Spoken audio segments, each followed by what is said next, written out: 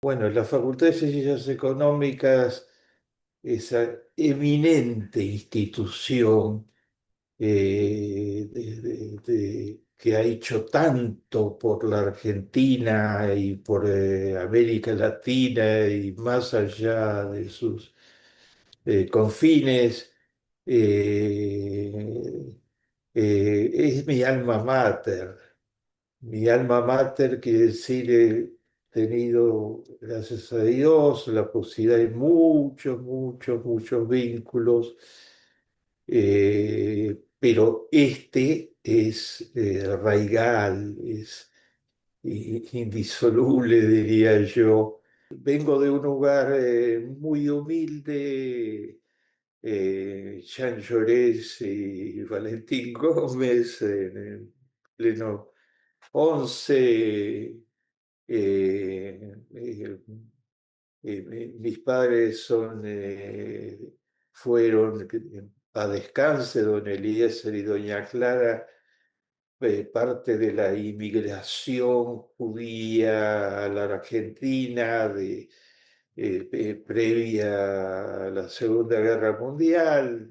Llegaron en los años 30, sin absolutamente nada, pero con esa acogida tan generosa que les dio la Argentina, con un deseo de luchar con toda su fuerza, esa generación que nutrió a instituciones como la AMIA y que viniendo de diferentes lugares, Italia, España y en este caso de las pequeñas aldeas judías después genocidadas por Hitler, de Polonia. Ellos trabajaron incansablemente por la educación de sus hijos, como una prioridad central, y por la comunidad y por el país. No nos dejaron legado material, pero nos dejaron un legado fenomenal y un mandato muy fuerte, el mandato ético. El mandato ético llevado a sus máximas expresiones, diría, porque no el mandato ético solo de uno de los mandamientos, el que se refiere específicamente, sino el conjunto del mandato ético. Tu vida tendrá un sentido para los demás, para tu familia y para los demás. Y en mi humilde hogar éramos cinco personas, mis padres, mi hermana Lea Klicksberg y mi hermano Naum Klicksberg, todos egresados en varias carreras de la Universidad de Buenos Aires. Gracias a Dios seguimos compartiendo la vida con ellos. En nuestra casa, 60 metros cuadrados, en el 11, se discutía todo el día, en los almuerzos, en las cenas, en todas las ocasiones, a todo horario, sobre los grandes temas del mundo y los grandes temas del país y la agenda básica de los seres humanos en nuestro tiempo.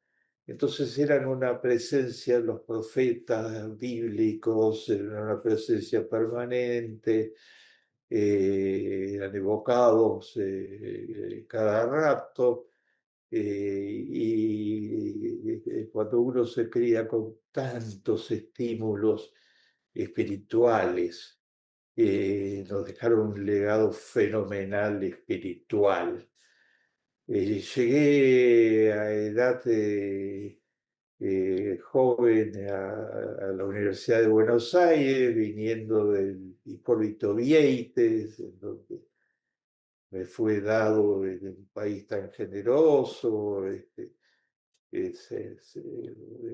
ser abanderado de un largo periodo de tiempo. En fin, resumo, llegué a la Universidad de Buenos Aires y vibré absolutamente. Vibré con los maestros, que es una lista muy extensa, en nombre de todos ellos, solo voy a mencionar que uno de ellos era Sergio Bagú, uno de los más eminentes humanistas que tuvo la Facultad de Ciencias Económicas y la UBA. Otro era Alfredo Palacios, en aquel momento senador, después volvió a ser senador, etcétera, desde los 25 años de edad, senador. Otro era Leopoldo Pornoy, y la lista se puede extender. Pero mis maestros directos en la Facultad de Ciencias Económicas y algunos de otras facultades, con los cuales me formé intelectualmente. Menciono uno de ellos, Excelso Gregorio Klimovsky. Fui a sus clases como voluntario durante varios años, aprendiendo el método hipotético deductivo, epistemología, filosofía de la ciencia, porque lo amaba con pasión todas estas disciplinas y lecturas.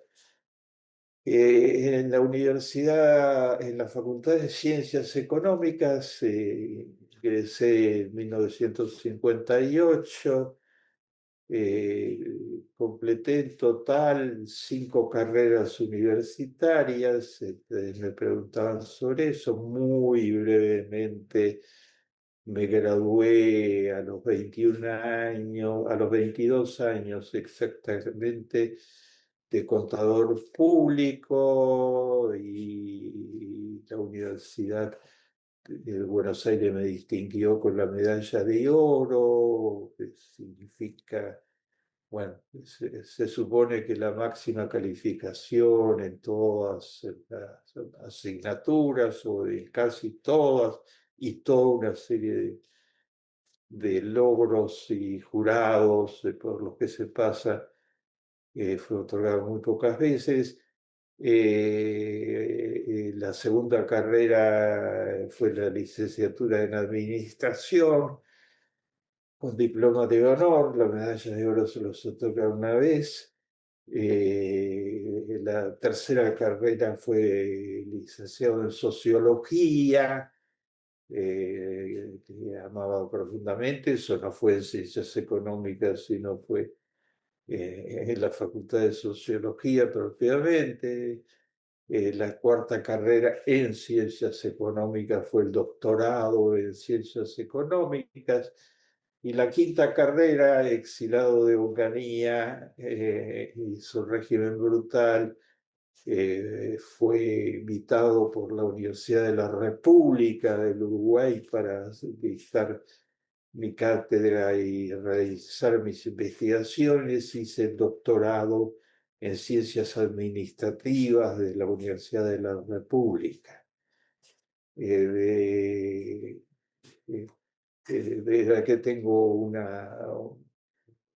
un lazo también muy, muy fuerte, y termina de entregarme el título de doctor honoris causa de la universidad hace muy pocos días atrás.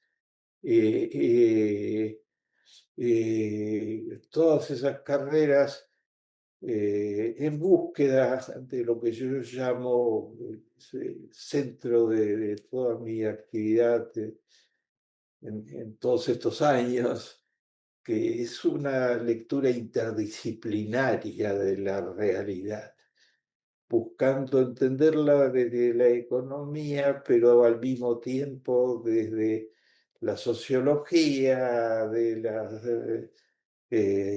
disciplinas blandas en su totalidad, de las disciplinas humanistas en la totalidad, pero tratando de aterrizar todo en los datos duros, siempre recurriendo a la investigación y al aprendizaje permanente de la realidad. A los 22 años, inmediatamente de egresado de la Facultad de Ciencias Económicas, fui designado por concurso público profesor adjunto de Ciencias de la Administración de la Facultad de Ciencias Económicas. Ya venía siendo ayudante de cátedra casi durante todos mis estudios en diversas cátedras de la facultad. Y la mejor manera de aprender, en mi humilde experiencia, es tratar de enseñar y compartir con otros.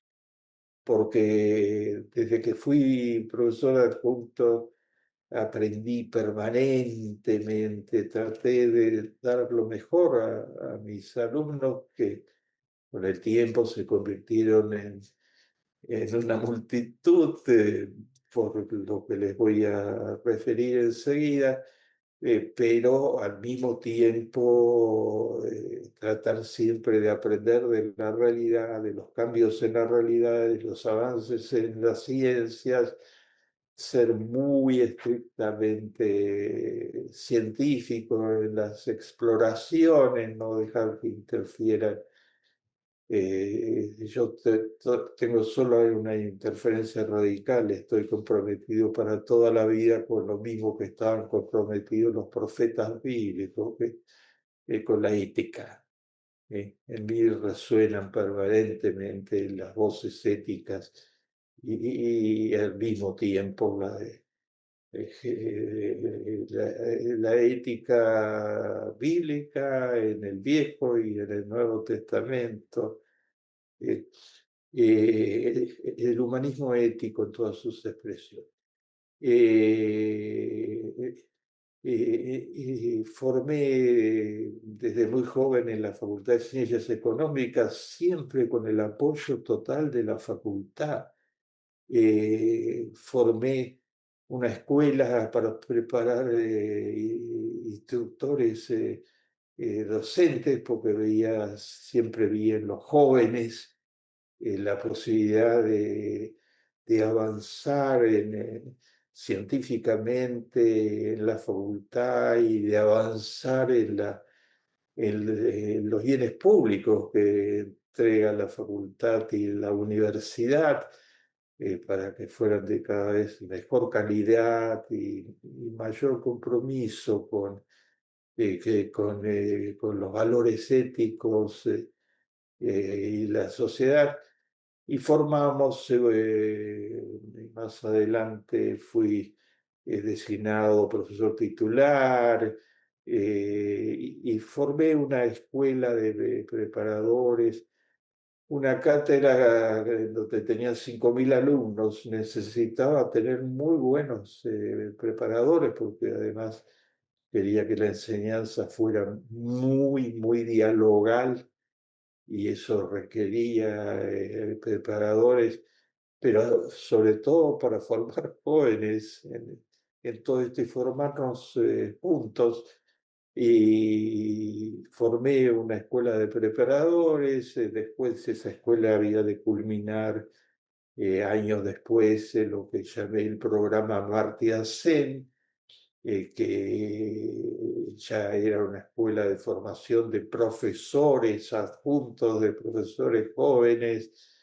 Los Amartya Sen, lo llamaron, el programa se desarrolló durante más de 10 años y formó miles de alumnos. El programa resultó útil porque se generalizó en todas las facultades de ciencias económicas públicas del país, en 27 universidades del país, y trabajamos juntos con equipos Amartya Sen en todas esas universidades, haciendo formación de formadores, en esas direcciones.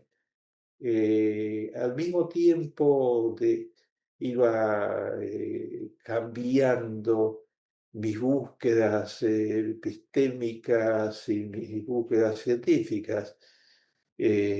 Comencé con la crítica a la administración convencional.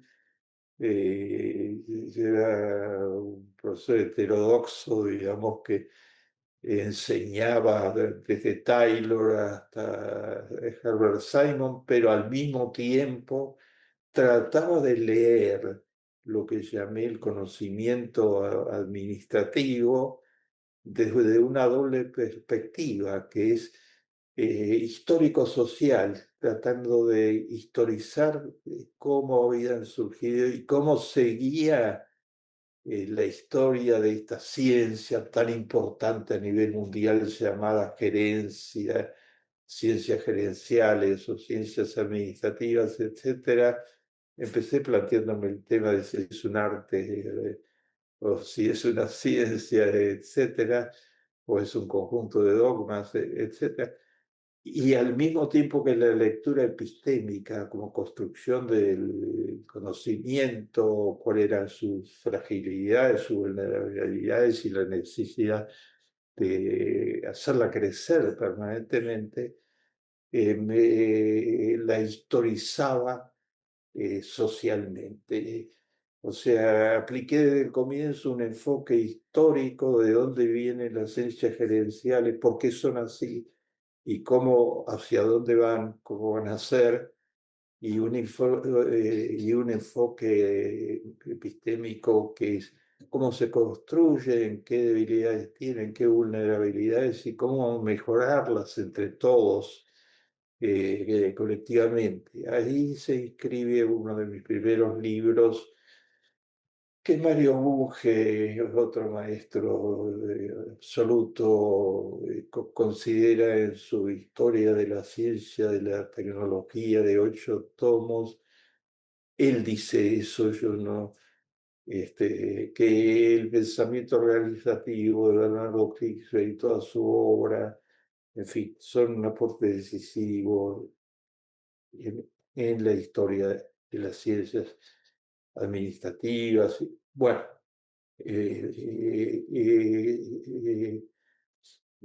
seguí de la administración con mirada humanista y con mirada crítica, buscando la buena administración por todos los medios, la que fuera más eficiente, más eficaz, pero con cada vez más interés en la administración pública, porque ahí había un agente fundamental para el mejoramiento de las sociedades, en las políticas públicas, y había tanto que hacer en el campo de mejorar las políticas públicas y pasar, digamos, de los pasados muy limitados a la reforma del Estado con sentido profundo, etcétera.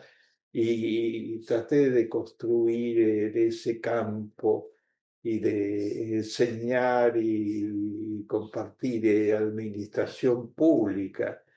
Pero después fue otro salto al mismo tiempo que lo anterior, que seguía haciéndolo todo el tiempo.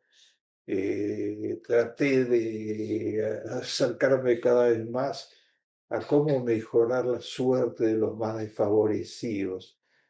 Y de allí surgió ya como experto, como en el cargo de director regional de programas de la ONU, surgió mi iniciativa de crear la gerencia social, de esta lectura interdisciplinaria, volcarla en su conjunto en construir instrumentos mucho más eficientes de gestionar en el campo de las políticas y de los programas sociales, siempre con mirada interdisciplinaria. Entonces eso para mí significó mejorar los instrumentos del Estado, pero al mismo tiempo mejorar la gestión de la empresa privada, acercándola cada vez más el aporte social. Bueno, de allí surgió mi apego muy fuerte a la responsabilidad social empresarial, a la que he contribuido desde la Facultad de Ciencias Económicas en primer lugar, donde creé y presidí y presido el Centro Nacional, el CENARSEC, del que habrán oído hablar. El CENARSEC evolucionó después. Lo llevamos con un grupo muy rico, importante de jóvenes profesores. Los llevamos a construir la red de universidades, la red iberoamericana de universidades por la responsabilidad social, la red Unirse, que sigue vigente y en plena acción, liderada por uno de mis más brillantes discípulos jóvenes, Julián de Ángelo, director del CENALSEC y director de la red que sigo presidiendo. Después de la gerencia social, al mismo tiempo que tratar de seguir desarrollando todo lo anterior, traté de integrarlo cada vez más con la participación ciudadana, con la gestión comunitaria, con el involucramiento de la sociedad civil. Otra de mis búsquedas permanentes fue desde muy joven, diría, desde antes de ingresar a la facultad, pero siempre muy apoyada por la facultad, el voluntariado, ¿no? Y tratamos de introducir un voluntariado muy activo en la misma Facultad de Ciencias Económicas. Voluntariado para mí es una palabra importantísima, y he hecho humildemente todo lo posible por, creo fervientemente, entre otras cosas, la ONU me confió ser uno de los redactores del primer informe mundial sobre el voluntariado, etcétera. Trabajé siempre desde la Facultad de Ciencias Económicas con todo el apoyo, con Cáritas, con la AMIA, con las grandes instituciones voluntarias que tiene la Argentina, con la tan activa doctrina social de la Iglesia que se ha practicado con tanta fuerza en la Argentina, con los obispos, con los arzobispos, con los cardenales, etc. Trabajamos todos juntos, además, en mesas interconfesionales. Y bueno, se ha avanzado, se han hecho muchas cosas. Hace falta muchas más, muchas más. Pero se ha hecho una construcción institucional muy significativa. Después de la gerencia social, el capital, la responsabilidad social, el voluntariado y el capital social en general, que es una idea que me importó muchísimo y que traté de ponerla en hechos concretos, en programas concretos. Siempre todo lo que humildemente ha sido mi contribución ha tenido una inspiración ética raigal, básica, una búsqueda científica permanente de instrumentos válidos, y al mismo tiempo el afán por que se apliquen, porque se utilicen. El capital social es una idea fuerza que si se utiliza a fondo significa tratar de movilizar en definitiva la capacidad de concertación de la comunidad, la capacidad de participación de la comunidad, dirigido, encaminado a experiencias de donde los más pobres, cuando se movilizan, no tienen ni riquezas materiales, pero cuando se les enseña a movilizar su capital social, su capacidad de articularse, de buscar alianzas virtuosas, entre otras con la empresa privada y con las ONGs voluntarias y con las políticas públicas, pueden producir logros muy importantes, hasta montar municipios completos como Villa El Salvador en el Perú, Premio Príncipe de Asturias. Tuve la posibilidad de aplicar gerencia social y capital social a un nivel muy fuerte, porque entre otras cosas, enseguida entro en ese terreno. Fui designado por las Naciones Unidas y el gobierno de España director del Fondo ONU España para desarrollar capital social, gestión social en todo el continente. Nos dieron un fondo muy importante para sembrar a toda América Latina e Iberoamérica de proyectos basados en estas ideas que he ido tratando de construir. Siempre me ha acompañado en el camino y no... José Zulbrand, que en paz descanse, falleció recientemente y hemos compartido, eminente cientista social chileno, y hemos compartido décadas y décadas de trabajo conjunto y muchas acciones en la Facultad de Ciencias Económicas. Siempre tuvo todas las puertas abiertas para estos proyectos.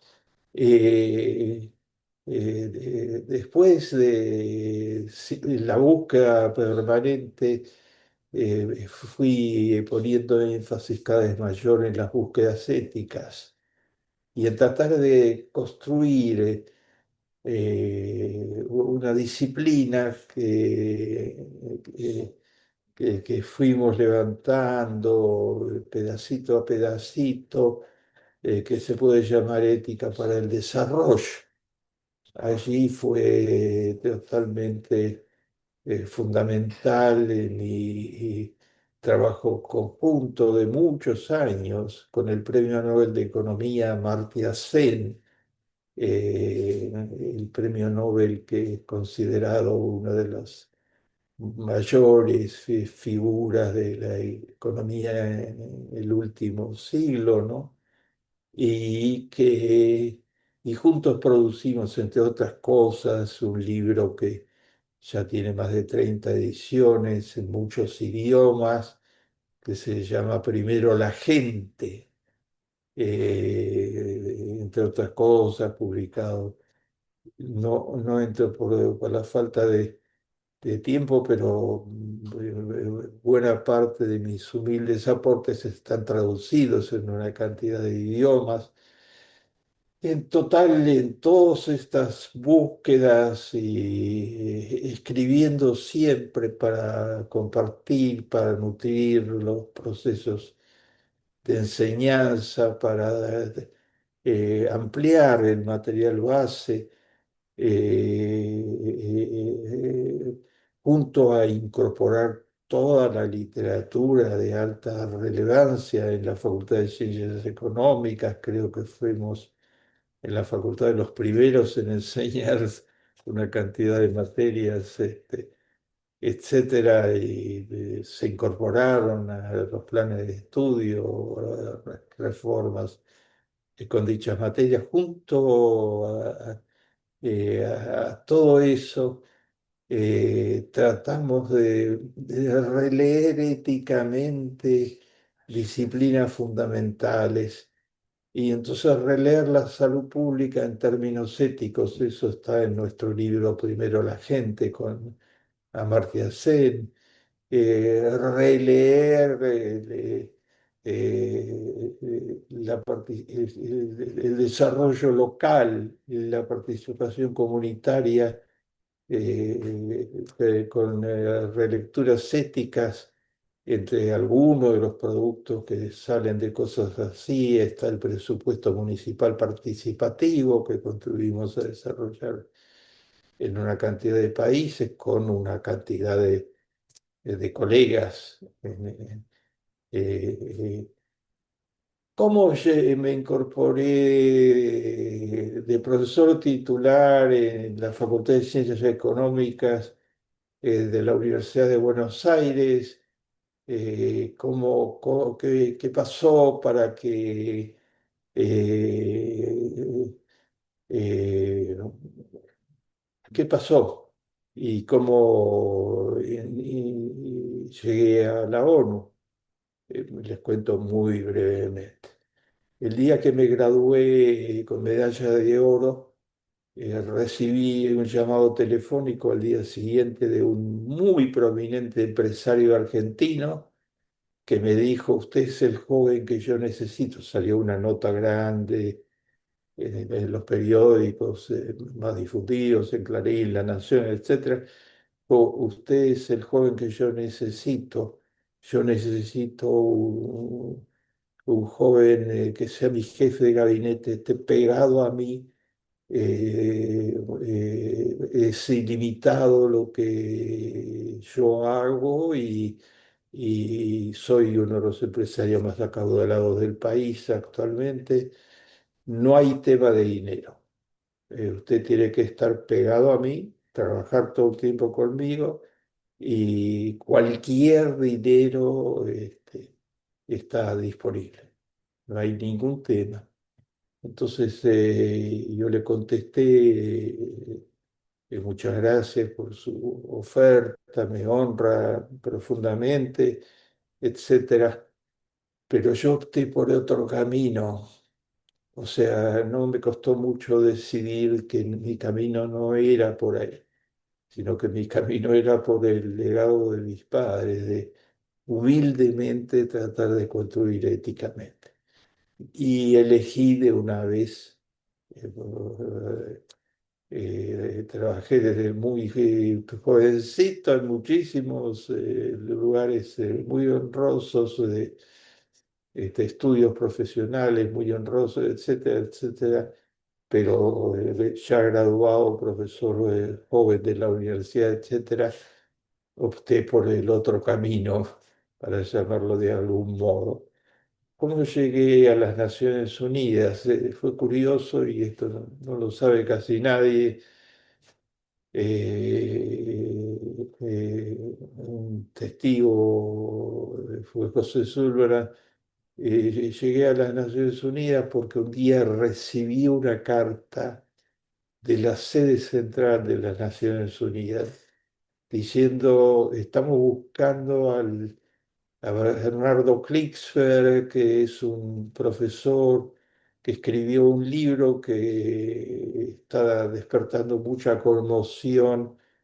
En Venezuela era la Venezuela de Caldera, de la primera presidencia de Caldera, de Rafael Caldera, líder demócrata cristiano. Caldera quiere reconstruir la administración pública, creó una comisión de reforma del Estado que fue célebre después, etcétera, y necesita a alguien con su perspectiva y con sus ideas es, eh, que, que quiere integrar a la comisión y al proyecto de Naciones Unidas que se estableció para apoyar a esta comisión y al gobierno, etc.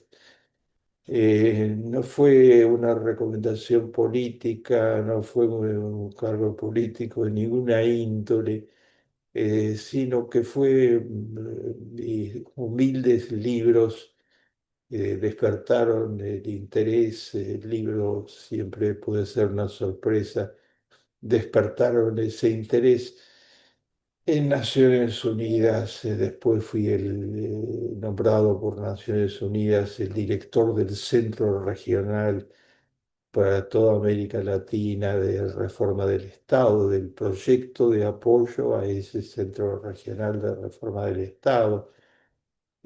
Tuve el privilegio único de que José Sullivan, de reclutar a José Sullivan junto a mí en ese proyecto. Después, bueno, se sucedieron las actividades en Naciones Unidas hasta que fui designado el asesor principal de todo el sistema para América Latina en desarrollo social, políticas sociales, lucha contra la pobreza, y disciplinas afines, etcétera. Eh, eh, Durante todo ese recorrido, queridos amigos, tuve el honor total de servir a más de 30 países, de ayudar desde la ética como disciplina radical y tratando de usar la mejor ciencia disponible siempre a una cantidad de presidentes democráticos. Solo he trabajado con la democracia, jamás he aceptado nada que tuviera que ver con dictaduras, etcétera. A presidentes democráticos, a primeros ministros, a ministros sociales, y fui reclutado, convocado por el presidente del BIT, en ese entonces Enrique Iglesias, y me pidieron que mis ideas fueran integradas al Instituto Interamericano de Desarrollo Social, que se creaba, y creamos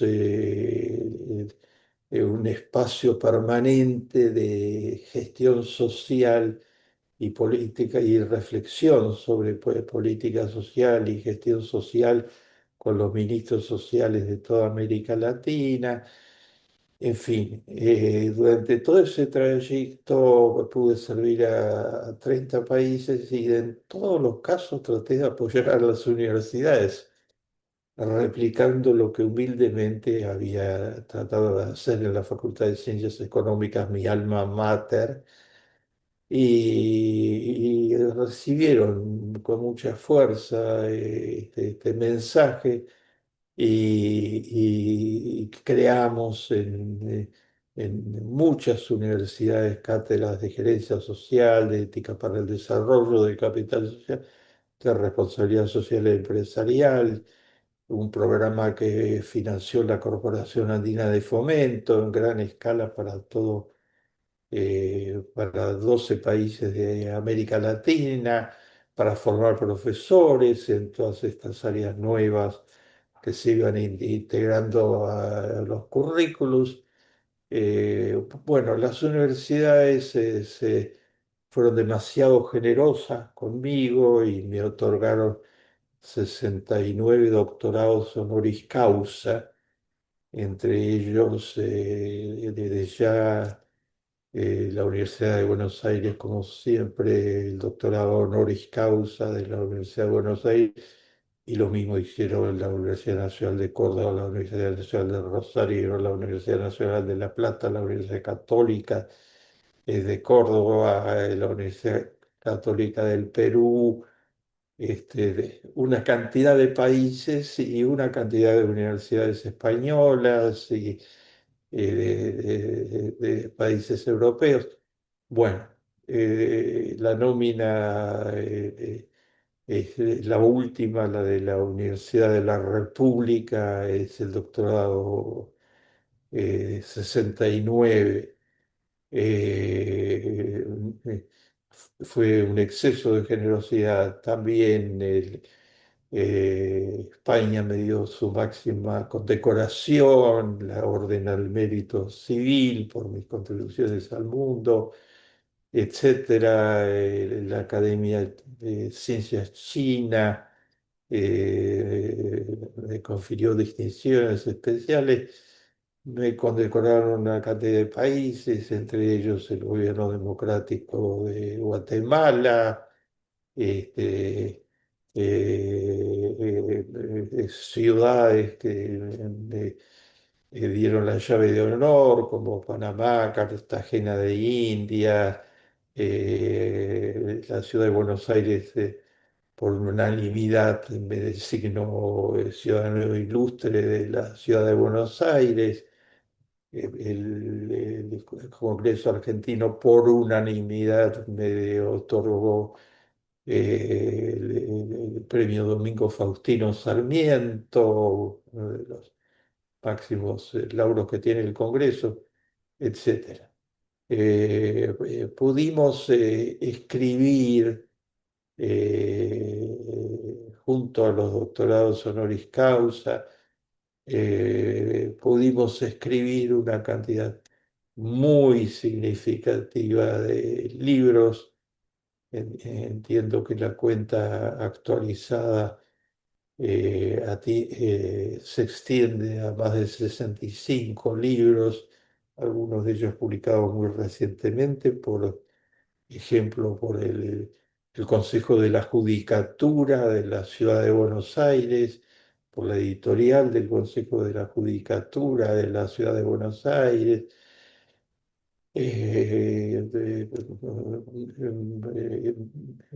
Mi libro en inglés con Amartya Sen, entre otros lugares, fue publicado por Eudeva en inglés y por la principal editorial del Brasil en portugués, la principal editorial privada, Compañía das Letras del Brasil en portugués. Bueno, humildemente, queridos amigos, lo que tratamos de hacer es pensar siempre en forma totalmente abierta, sin dogmatismos de ninguna índole y pensar permanentemente en los demás. Tuvimos el gran honor de ser convocados por Encuentro, Facultad de Ciencias Económicas, Universidad de Buenos Aires, Encuentro, que tanto ha aportado a la cultura argentina, para filmar una serie sobre mi pensamiento que se llamó Escándalos Éticos, y la serie fue seleccionada para el Grammy Internacional. Fue una de las tres series seleccionadas para el Grammy Internacional.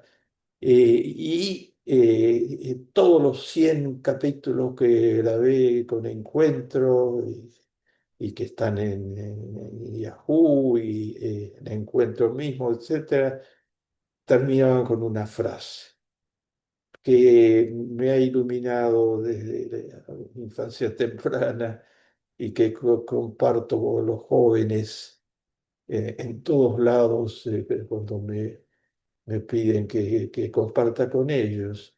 La frase es: más vale encender una vela que maldecir a la oscuridad.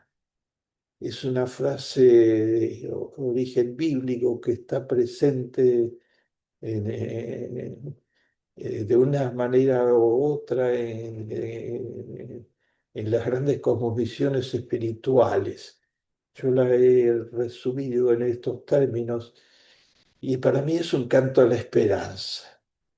Los tiempos pueden ser muy difíciles, pero más vale encender una vela con nueva reflexión, nuevos paradigmas, nuevas propuestas, buscando programas que son referencia de buenos ejemplos a nivel mundial, desde los índices de esperanza humana que devienen de las experiencias nórdicas hasta los logros monumentales de determinadas ciudades y lugares de América Latina. Más vale encender siempre una vela y construir, que maldecir a la oscuridad, que conformarse solo con maldecir a la oscuridad. Un día iba por la calle de Buenos Aires caminando y se para delante de mí, estábamos en pleno programa de escándalos éticos, y se para delante de mí una motocicleta. Entonces aprieto el portafolio en donde yo he llevado toda mi vida mis escritos y mis conferencias, etcétera. Aprieto el portafolio contra mí y el señor de la motocicleta me grita: Bernardo, más vale encender una vela que maldecir a la oscuridad. Era un trabajador que veía escándalos éticos como, de acuerdo a las estadísticas, una cantidad de gente que la esperanza es un motor absolutamente fenomenal, no la perdamos de ninguna circunstancia. Si algo puedo seguramente compartir con ustedes es, yo la sigo teniendo, y un mundo mejor es posible, no es un imposible. Estábamos casi rendidos frente al cambio climático. Este es otro de los temas que estoy trabajando actualmente activamente en mi lucha por la esperanza. Y estamos en dificultades muy serias, ¿no? Pero al mismo tiempo se ha levantado un potente movimiento de la sociedad civil, de los jóvenes particularmente, por salvar el planeta antes de que sea muy tarde, etcétera. Y hay logros muy significativos. Yo escribo permanentemente sobre buenas noticias y hay logros muy significativos. El premio Nobel de Medio Ambiente lo otorga una ONG, la Fundación Goldman, y se lo otorgaron a una líder indígena que está salvando el Amazonas peruano con su convocatoria, su prédica en favor de los derechos del Amazonas y de la civilización indígena que vive en el Amazonas. Y ha llegado a la Corte Interamericana de Derechos Humanos y han fallado a favor del clima como sujeto de derechos y la obligación de proteger el clima por parte de las políticas públicas y de las empresas privadas. Les estoy ilustrando cómo la lucha continúa y cómo hay esperanza y hay siempre habrá este hálito vital. Los seres humanos eligen permanentemente desde la base del género humano, y ahí está la posibilidad, lo decía Nelson Mandela, uno de mis maestros, magníficamente. Él es la encarnación de muchas de las cosas que les estoy diciendo y compartiendo. Los seres humanos no nacieron para el racismo, decía Mandela, cuando ya llevaba 25 años preso y no aceptaba la libertad si no era bajo sus condiciones, que era la ruptura del apartheid, etcétera. Decía, los seres humanos no nacieron para el racismo, les enseñaron a ser racistas. Y así como les enseñaron a ser racistas, se les puede enseñar lo contrario. Se puede ir por el camino contrario. La educación, la universidad, qué importante. La posibilidad de que desde allí encendamos, continuemos encendiendo luces. Qué importante, qué gran causa, absolutamente central, y no es una utopía, es, para eso nacieron los seres humanos. Todos mis cursos, lo saben, todos los que han asistido, etcétera, están llenos de eso, porque yo les quiero mostrar siempre de que es posible. Y entonces muchos casos, y aparte se me postuló para el premio Príncipe de Asturias, y bueno, fui uno de los tres finalistas, etcétera. Y en su carta desde Harvard, el profesor emérito de Harvard, ¿no? En su carta postulándome dice Bernardo Klitzer, además de transformar totalmente el pensamiento sobre estos temas, ha dado ayuda directa a millones de personas en América Latina y el mundo entero, y sus experiencias hablan por él. Con mucho gusto de compartir experiencias concretas. La administración pública es un campo de enseñanza fundamental en el mundo, ¿no? No es y no va a desaparecer la gestión pública de un día para el otro, ni nada que se le parezca, ¿no? Entonces, bajo cualquier perfil de Estado y de política pública, hay un tema central de gestionar para el bien público, de gestionar con transparencia total, sin corrupción, de comunicar absolutamente a la ciudadanía. Los países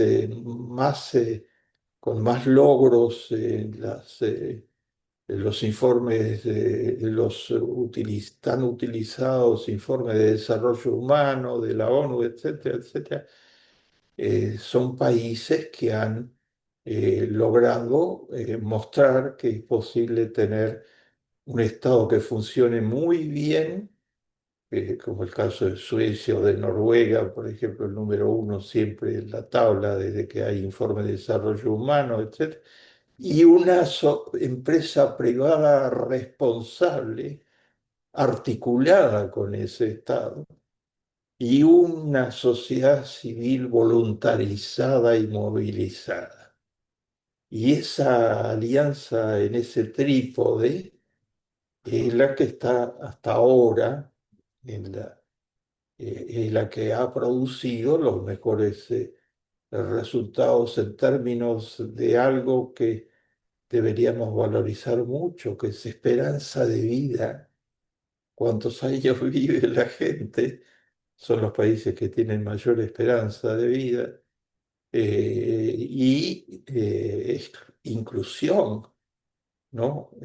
Tienen la menor tasa de criminalidad per cápita del planeta, etcétera.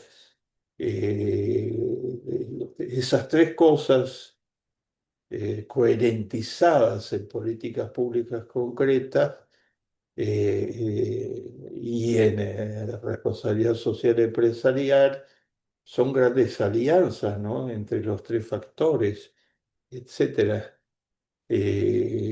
producen esos resultados. Entonces, claro que podemos mostrar muchos ejemplos Y le agrego, queridas amigas y queridos amigos, algo más que de por sí es para dedicarle una cantidad de tiempo. Pero todo el mundo, digamos, eh, hoy se piensa que un bien público valiosísimo es que haya oportunidades para todos, ¿no? Ujú, O sea, que haya un nivel de inclusión que permita que haya oportunidades para todos y a las pymes. Todo esto es totalmente consono con empresas virtuosas, etcétera. Estoy trabajando actualmente uno de los temas es la ética en inteligencia artificial. Estoy metido en el asunto con mucha fuerza, digamos, humildemente, ¿no?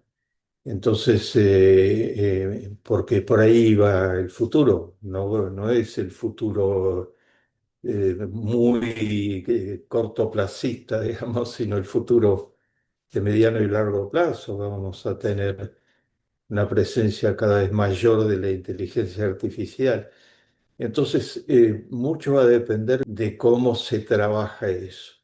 Y yo estoy humildemente asomando en las discusiones, etcétera. Está evidentemente lo positivo, sin ninguna duda, de la inteligencia artificial, las maravillas que nos puede aportar técnicamente.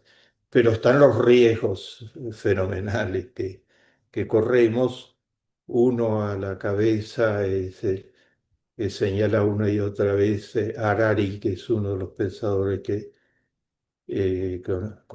digamos, con los que estoy vinculado, etcétera, que es bueno, ¿y qué hacemos con la desocupación inmensa que parece venir? Porque, digamos, hoy el tema no es si van a cambiar de funcionalidad, sino si va a haber funcionalidad, digamos, cómo se hace con todo el tema. Entonces eso requiere necesariamente que haya concertaciones y cambios muy profundos. Uno de los temas que está planteado por la Unión Europea, digamos, lo ha acogido como tema central, es la regulación de la inteligencia artificial por las razones éticas y para trabajar en los mercados de trabajo a futuro y la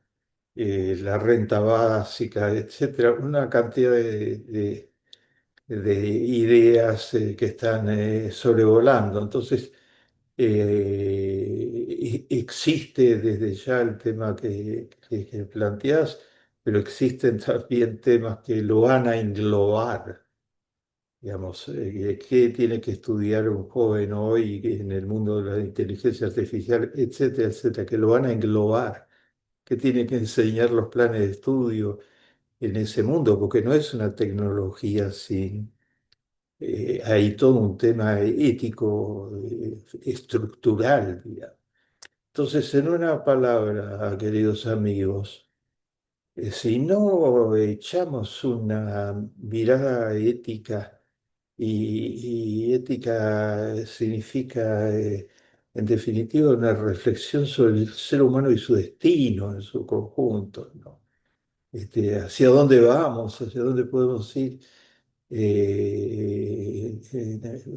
Nos quedamos muy cortos y varios de ustedes me pedían y les agradezco.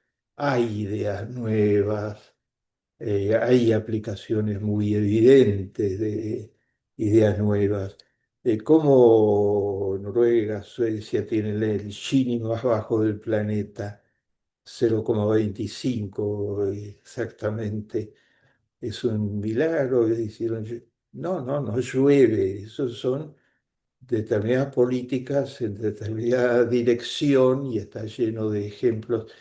Ahora terminan de crear un centro de reflexión dedicado a temas de inteligencia artificial muy avanzada, va a ser uno de los pioneros en el mundo entero y una de sus dimensiones centrales es el de la ética en la inteligencia artificial.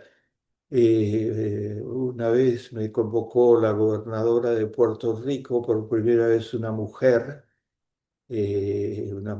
católica ferviente, y quería bajar la pobreza en Puerto Rico, que es muy, muy vulnerable. Y me dijo, las ideas Clicksfare nos interesan. Y nos interesa montar un programa concretamente de de centenares de millones de dólares, y invertirlo en los barrios de Puerto Rico en base a participación de la comunidad, ciudadanía organizada, municipios saludables, gerencia social y todo lo demás. Y lo hicimos durante 4 años, juntos, bajo el patrocinio de la UNESCO, etcétera, como programa oficial de la UNESCO, etcétera, etcétera. Y se logró que la comunidad se empoderara. O sea, en cuanto la comunidad vio que era en serio lo de que ellos iban a decidir sobre qué se hacía con esos más de 1.000 millones de dólares, etcétera, cuando vio que era en serio y que se los capacitaba para gestionar participativamente, construimos una escuela que enseñaba desde las técnicas de negociación de Harvard para que negociaran con los alcaldes y con las empresas privadas, etc.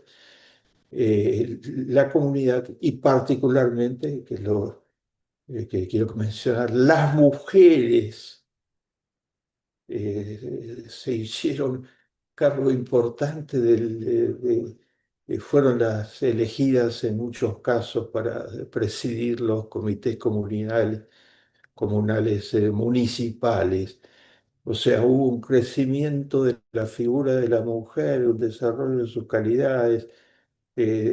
Hasta el día de hoy siguen operando la nueva generación de líderes de la sociedad civil y sigue funcionando el instituto que los capacita, etcétera, etcétera. Entonces se pueden hacer cosas. Lo medimos al comienzo, lo medimos al final, los indicadores reflejaban los cambios significativos, etcétera. Como estas, hay una lista larga de experiencias posibles. Y un motor, porque desde ya todo esto tiene adversarios, intereses creados, etcétera, es la ética y la esperanza. Y lo que ustedes están haciendo, las muy buenas experiencias de la historia de la Facultad de Ciencias Económicas de la Universidad de Buenos Aires, no son solo un pasado, este, son la semilla y la raíz y el fundamento para pensar en un futuro con esperanza. No estamos solos en el universo, no estamos abandonados. Mucho dependerá de lo que hacemos. Y en cada minuto y por parte de cada persona y, no bajemos los brazos, sino que busquemos. Y yo les puedo mencionar varias ONGs argentinas, por ejemplo, que en este mismo momento están, algunas de ellas conducidas por jóvenes de San Martín, que están rescatando del hambre todos los días a una cantidad de personas, etcétera. Y de empresas privadas que están haciendo aportes eh, por su cuenta significativos. Mencionaste, si yo no alcancé a mencionarlo, menciono en aquella época bullente donde nos estimulamos los unos a los otros, que formamos un grupo crítico pensante. Compartí para toda la vida con Jorge Ader, ¿no? Que entiendo que ustedes han entrevistado también. Y no soñamos, seguimos con la total amistad fraternal y con la total, desde campos diversos, ¿no? Desde campos diversos de actividad, con la total hermandad, buscando el bien común con toda fuerza. Una frase de Carlos Fuentes, el gran escritor mexicano, etcétera, que le encargaron hacer el prólogo al informe mundial sobre el desarrollo humano, al primer informe mundial sobre la situación social del género humano y de América Latina. Y Carlos Fuentes usó una frase que voy a evocar: no hay más excusas para la pobreza en América Latina. América Latina tiene la mejor dotación de recursos naturales del planeta. Tiene un tercio de todas las aguas disponibles, de todas las aguas limpias disponibles. Hay gran problema de crisis de agua, etcétera. Tiene un subsuelo totalmente privilegiado. Tiene universidades que en base casi a trabajo voluntario, porque los profesores que cobran simbólicamente, etcétera, han construido todo lo que han construido, tiene un capital social de esta magnitud. eh, no hay más pretextos, hay que encontrar un camino y la dotación de recursos naturales y los recursos disponibles